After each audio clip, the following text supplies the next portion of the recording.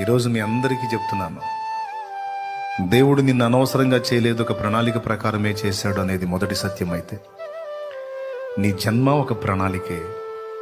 నీ జీవితంలో అనుమతించబడుతున్న ప్రతి పరిస్థితి ఆయన ప్రణాళికే. ఎంతో మంది పుట్టారు, చచ్చిపోయారు, నువ్వు ఇంకా చచ్చిపోలా. నువ్వు ఎంతకాలం బ్రతికున్నావు అంటే అది కూడా ప్లానే, ప్రణాళికే. గడిచిన 2 సంవత్సరాలు ఎంతో మంది పిట్టలు రాలిపోయినట్టు రాలిపోయారు, నువ్వు ఇంకా బతికే ఉన్నావు. ఎందుకో తెలుసా? నువ్వు ఆయన సేవ చేయాలి.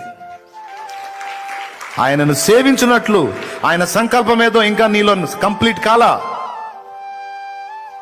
నువ్వు నెరవేర్చవలసిన బాధ్యతలు, నువ్వు నెరవేర్చవలసిన సంకల్పం, నువ్వు చక్కబెట్టవలసిన దేవుని ఉద్దేశాలు ఏవో ఉన్నాయి. అది నీలో కంప్లీట్ కానంత వరకు నిన్ను పిలవడు.